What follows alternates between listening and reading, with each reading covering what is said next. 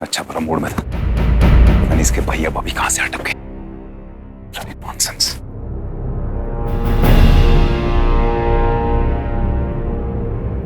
कितना अच्छा लगता है ना कोई ऐसे अचानक से आ जाए तो। फायसा और फुजाइसा ने आकर कितना अच्छा सरप्राइज दिया। अभी गाड़ी में ही तो उन्हें याद कर रही थी। वैसे मैंने देखा है सच्चे दिल से जिस चीज की भी इच्छा करूं वो पूरी हो ही जाती है। हाँ, अगर टूर्नामेंट की ट्रॉफी भी जीत पाते तो खुशी दुगनी हो जाती।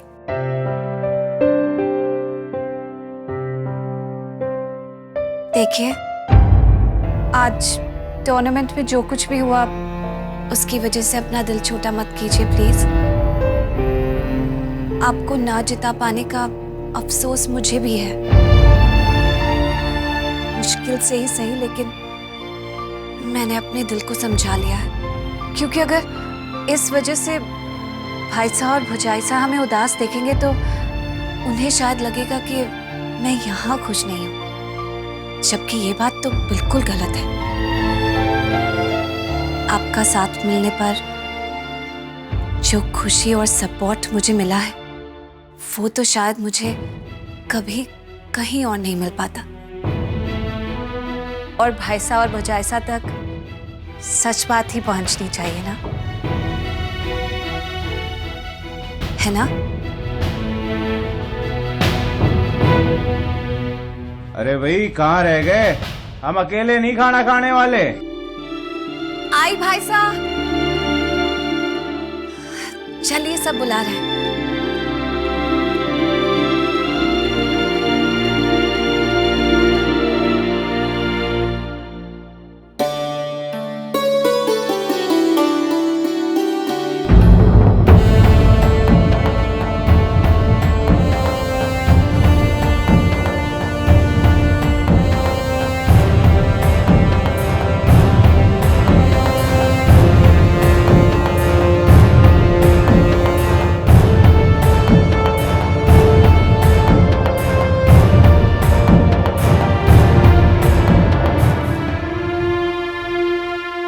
भैया जी जी ये गाय को दे दीजिएगा।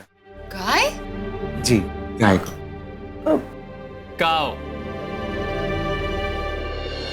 वाह भाई वाह, खाना देख के तो ऐसा लग रहा है जैसे किसी राजा महाराजा के लिए इंतजाम किया हो। देखिए ना, हमारे घर में भी एक ननंद भाभी थे और यहाँ पर भी एक ननंद भाभी है। सिर्फ हमारी पाकी कोई शिकायत का मौका तो नहीं देती ना आपको? अरे नहीं, बिल्कुल भी नहीं। क्यों?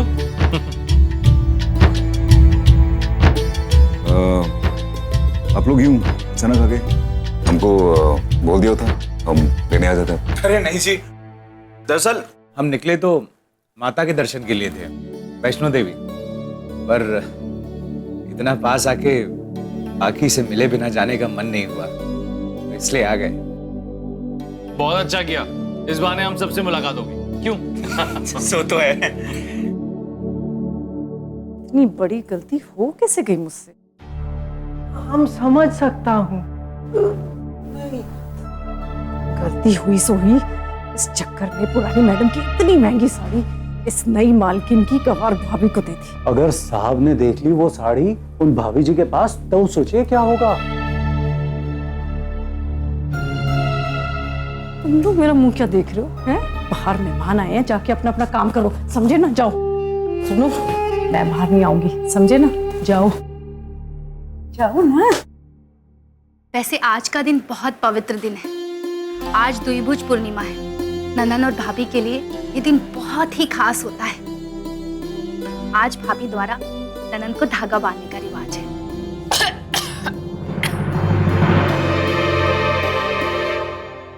रोके? Excuse me.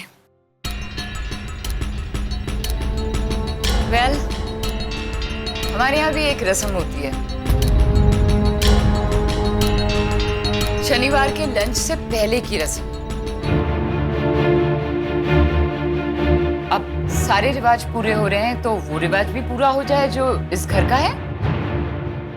हाँ जी, बिल्कुल पूरा होना ही चाहिए, बिल्कुल। I'll just be back.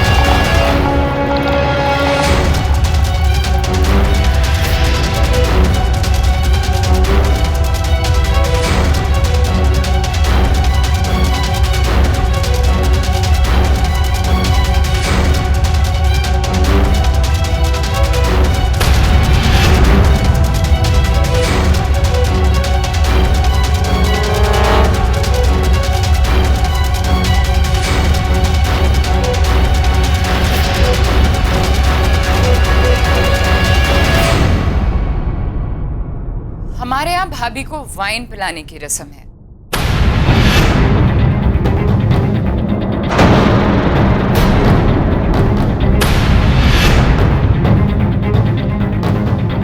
तो चलिए हम आपकी रस्म पूरी करते हैं और आप हमारी रस्म पूरी कीजिए। भाभी जी, ये कैसा रिवाज है? जैसे आपके यहाँ ये हाथ में धागा वागा पहनाने की रस्म है ना, वैसे हमारे यहाँ वाइन पिलाने की रस्म है।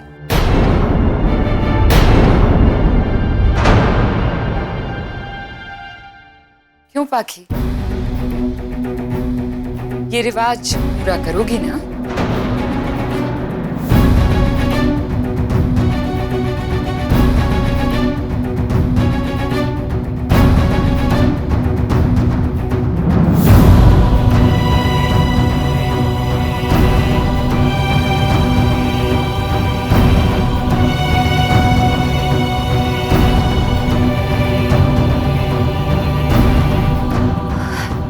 दीदी, आपको तो पता है कि मैं शराब नहीं पीती। ओह हाँ, तुम तो शराब नहीं पीती।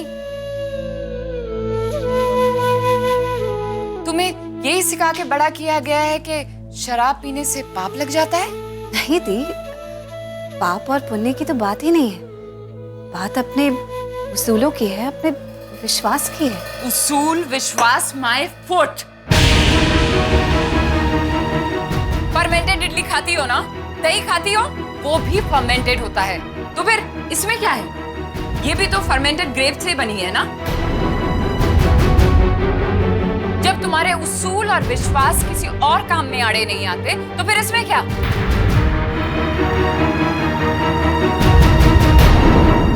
और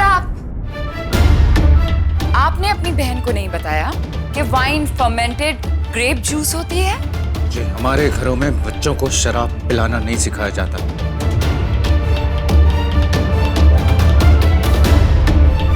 हम उन्हें सिर्फ अच्छी चीजें सिखाते हैं। Okay, all right. और ये गंदी चीज है।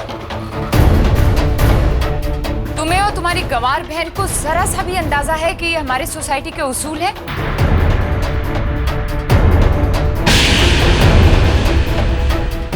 बाकी तुम्हारे भाई साहब कह रहे हैं कि तुम्हें बचपन से उन्होंने अच्छी चीजें सिखा के बड़ा किया है। तो ये सिखाना भूल गए कि शादी के बाद जिसके घर जाओ, उस घर के रूल्स एंड रेगुलेशंस फॉलो करने होते हैं। उस घर के रस्म और रिवाज अपनाने पड़ते हैं। माफ कीजिएगा, लेकिन शराब पिलाना किसी भी घर के रस्म और रिवाज नहीं होते। होते हैं।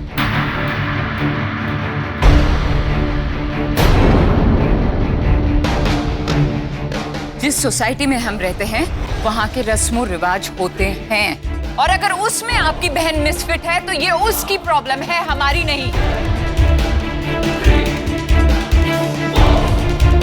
फिट या ना फिट होने का कोई सवाल ही नहीं उठता। पाखी इस घर का हिस्सा है, और अगर उससे जबरदस्ती कुछ भी करवाने की कोशिश की जाएगी, अगर ऐसी कोई चीज जो कि गलत हो, तो वो ज्यादती होती है। और ज्यादती करने का हक सिर्फ आपकी बहन को है। मेरे भाई के साथ, मेरे साथ और हमारे परिवार के साथ रोज रोज कोई नाटक, कोई ड्रामा करके मेरे भाई की बेइज्जती करना, इस परिवार को बेइज्जत करना, क्या ये ज्यादती नहीं है? बोलिए। Bloody Hippocrates. जबान संभाल के बात कीजिए।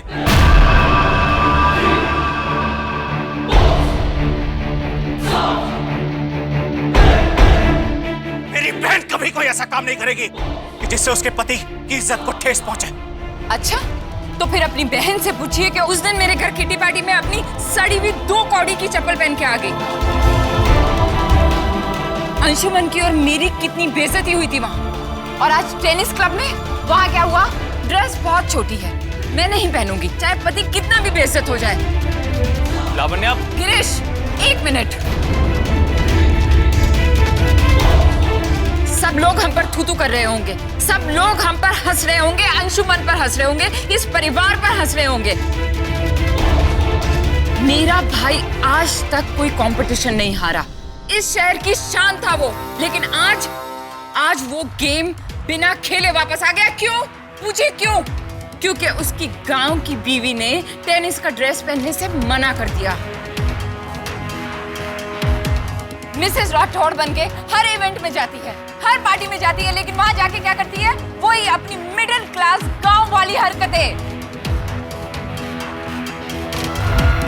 कुछ भी कहो तो नहीं, बस सॉरी सॉरी सॉरी। हाँ तो बोलेगी सॉरी सॉरी सॉरी।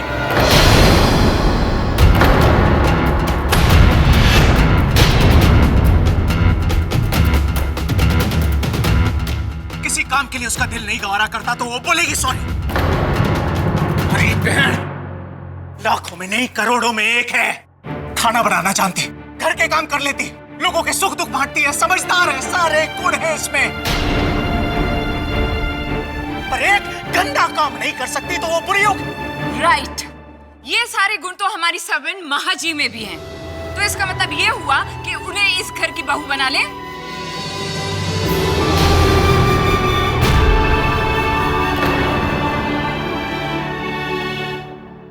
वाह, वाह जी वाह। अब और कितना गिर सकती हैं? उस औरत को जिसने आपको और आपके भाई को मां बन के पाला, उसे नौकर बोल रही और अपने घर की लक्ष्मी को नौकर का दर्जा देके उसे भी बेइज्जत कर रही। राइट, नौकरों का लोगों को पता तो है कि वो नौकर हैं, तो उनसे कोई कुछ एक्सपेक्ट नहीं करता, लेकिन ये घर की बहू होने के बावजूद नौकरों वाली हरकत करती है, गले की हड्डी बन के रह गई है। तरस खा के मेरा भाई इसे गांव से लेकर के आ गया, ये समझने लगी कि ये इस सब के लायक है। बट द ट्रूथ इज कि ये यहाँ हमारे साथ रहने के काबिल नहीं है।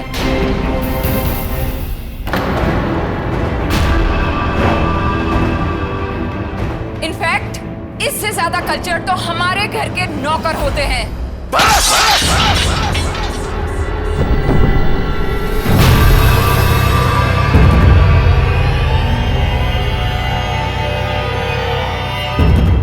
अब एक शब्द भी मैं अपनी बहन के खिलाफ बर्दाश्त नहीं कर सकता।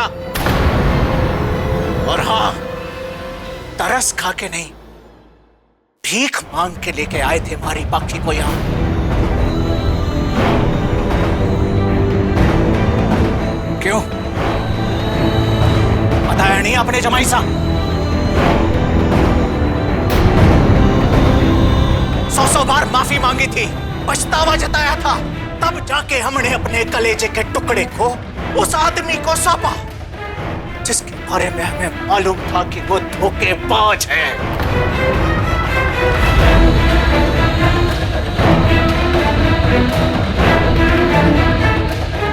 क्यों कुंवर साहब, मैंने क्या कहा था आपसे? आप हमारी पाखी को ले तो जा रहे हैं, और अगर उसे कोई तकलीफ हुई तो मैं बर्दाश्त नहीं करूंगा।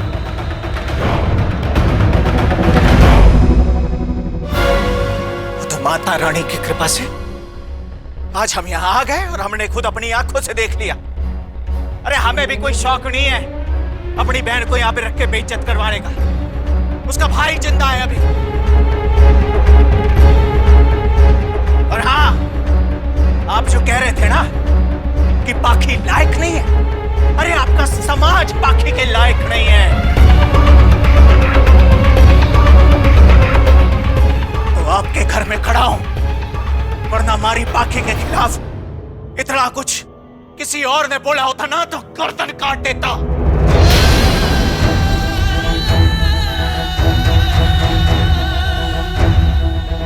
करना, आप शांत हो जाइए, बहन का ससुराल है। ससुराल का है का?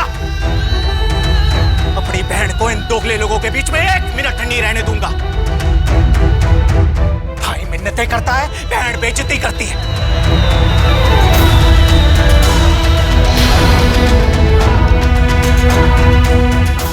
आप क्यों चुपचाप खड़े हो?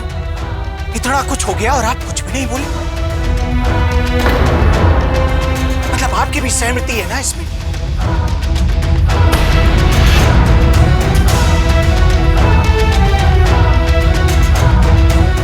हमारी बहन को 1 मिनट भी यहाँ पे नहीं रहने दूंगा।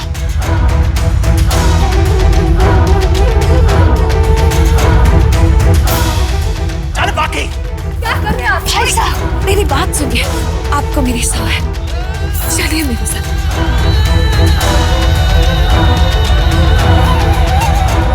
अरे छोड़ो मुझे। संभालिए अपने आप को भाई साहब। छोड़ो। हाँ ठीक है, संभाल लिया। क्या कर रहे हैं आप? शांत हो जाइए, अभी हमारी पाखी का घर है। अरे इतना कुछ हो गया और जमाई सा कुछ बोले भी नहीं। आप मेरी बात सुनिए भाई साहब, मेरी बात सुनिए, शांत हो जाइए। आप लोग इतना कुछ बोल रहे थे, वो क्या कहते? और दीदी की बात का बुरा मत मानिए, वो मुझे पसंद नहीं करती। अरे पसंद करती है नहीं करती वो सवाल नहीं उठता है। शांत हो जाइए। लेकिन जमाई सा को तो कुछ बोलना चाहिए था ना। मुझे बात करने दे उनसे, मुझे बात करने दे। मेरी बात सुनिए, मैं बात करती हूँ भाई साहब, मैं बात करूंगी उनसे।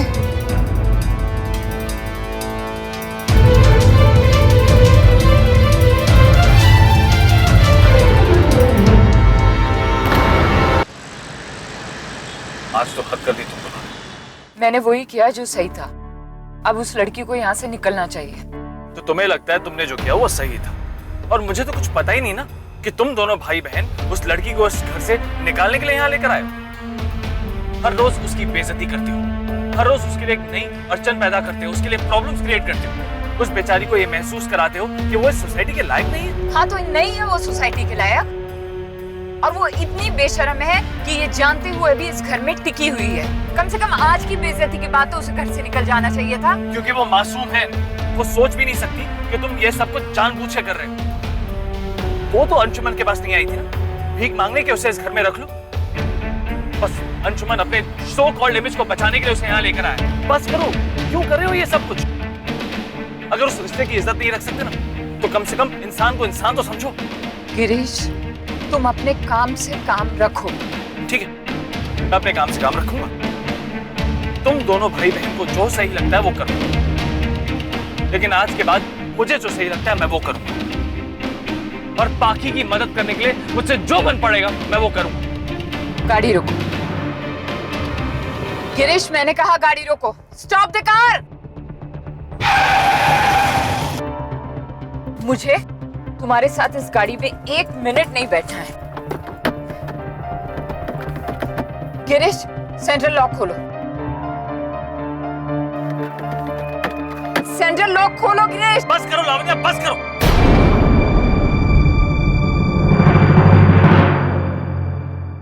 गुस्से और नफरत की आग में तुम्हें कुछ दिखाई नहीं दे रहा कि ये लड़ाई तुम्हारी और मेरी नहीं है, बल्कि सही और गलत की। या फिर तुम्हारा ईगो इतना बड़ा हो गया कि तुम्हें हमारे रिश्ते की परवाह तक नहीं। मैंने आज तक अपनी मर्जी तुम पर नहीं थोपी और आज भी नहीं थोप रहा, लेकिन एक बात साफ है, रहना हम दोनों को साथ साथ है। इसलिए तुम्हें जो ठीक लगता है तुम वो करो, और मैं वो करूंगा जो मुझे सही लगता है।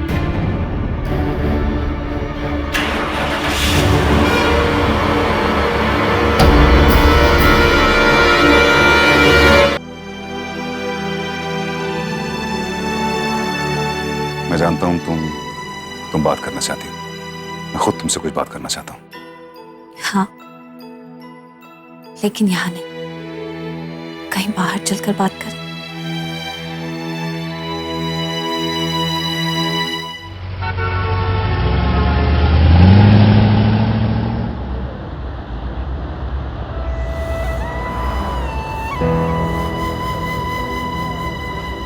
जरा गाड़ी रोकिए। यहाँ पे? नहीं, वहां नदी के पास।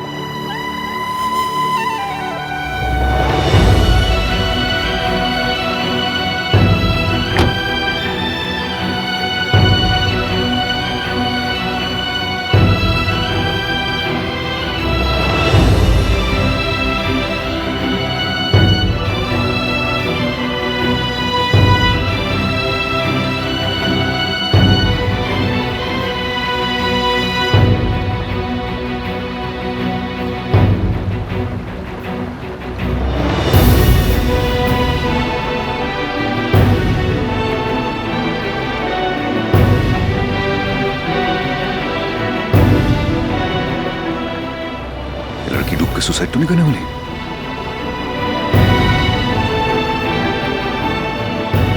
वाकई